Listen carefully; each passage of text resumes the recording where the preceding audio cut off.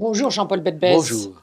Parlons du vert. Le vert est-il la seule couleur de la politique aujourd'hui? Non, pas du tout, loin s'en faut.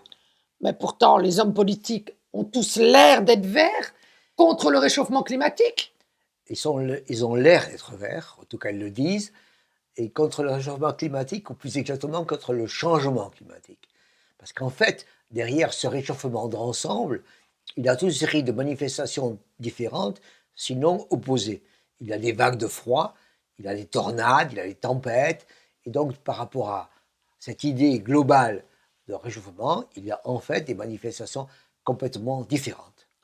Et à ce sujet, quelle est la stratégie de transformation Eh économique? bien, cette stratégie doit tenir compte effectivement de ces réalités multiples et aussi de la façon dont elles sont appréhendées, sinon comprises. D'abord, la science ou les scientifiques ne sont pas tous d'accord là-dessus. Ils ne sont pas tous d'accord sur le phénomène, sur les mesures des phénomènes, ni sur les solutions. Pour certains, par exemple, le gaz fabrique de l'effet de serre, pour d'autres non. Et alors, quand on parle de nucléaire, c'est encore pire. Donc il y a, du point de vue des solutions, des écarts. Deuxième idée, toutes les entreprises ne sont pas logées à la même enseigne. Certaines disent oui, il faut que je change parce que c'est au fond mon bénéfice, et d'autres disent mais non, pas du tout. Regardez, moi, je ne pollue pas, je fais tous les efforts que je peux. Et derrière, donc, les hommes politiques, avec les pays, sont en train effectivement de défendre autant que possible leurs économies et leurs pays, et donc il y a encore plus de variations.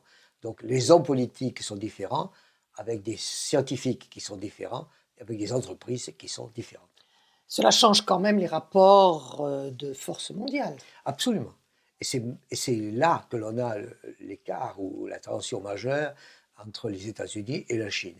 Les États-Unis sont les premiers pollueurs avec la Chine, et l'accord de Paris prévoyait de réduire la part américaine de façon significative et de calmer la part chinoise. Depuis que M. Biden est revenu dans le jeu avec l'accord de Paris en disant je reviens dans l'accord de Paris, il en rajoute. Il en rajoute tout simplement parce qu'il s'est rendu compte que la Chine en a profité pour polluer davantage. Donc il en rajoute en disant moi je vais réduire dans une dizaine d'années de moitié le CO2 et je vais être carbone neutre en 2050. À ce moment-là, la Chine Elle n'est plus modération volontaire. elle n'est plus dans une situation de modération volontaire qui l'a rangée. Elle est obligée de répondre en fait au défi de Biden et elle dit, moi aussi, je vais peu à peu réduire mon empreinte carbone et en 2060, c'est-à-dire 10 ans après les États-Unis, je serai carbone neutre. En fait, il y a un équilibre assez contradictoire complexe entre les USA et la Chine. Absolument. Et la grande idée de Biden, qui est à mon avis très importante, pour avoir un appui en particulier chez lui, c'est de dire nous allons rentrer dans une nouvelle concurrence, une concurrence pour être plus vert, et cette concurrence pour être plus vert, nous allons la gagner, nous, Américains, avec des entreprises qui seront plus efficaces. Autrement dit, après les grandes batailles contre la Russie à l'époque, où il s'agissait d'être sur la Lune, avec les grandes batailles sur l'information et l'Internet, il s'agit aujourd'hui d'avoir une bataille verte. Autrement dit, le premier vert, ce seraient les Américains, ils le disent en tout cas, et la Chine ne peut faire autre chose que relever ce défi. Et nous, en Europe et en France? En Europe et en France, on se trouve dans une situation assez particulière. C'est-à-dire que globalement, en termes de taille, nous ne sommes pas les plus pollueurs et nous sommes déjà très économes. Mais il s'agit évidemment aussi de relever ce défi et de ne pas être en dehors, pour des raisons, entre autres, presque de principe, mais également et fondamentalement aussi pour être dans la course technologique. On ne peut pas dire, écoutez, mesdames et messieurs, américains et chinois, faites des économies, innovez, trouvez des nouvelles solutions et on verra.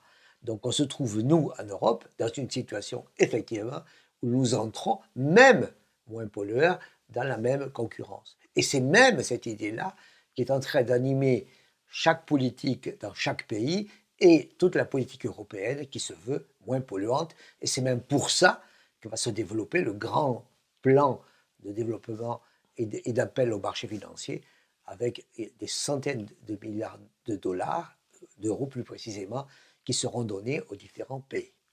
Mais quand même, tout le monde dit je suis vert et l'économie a un discours un tout petit peu moins construit. Tout simplement parce que l'économie se trouve dans une situation très différente et qu'elle doit, elle, se dire je vais réussir à relever ce défi.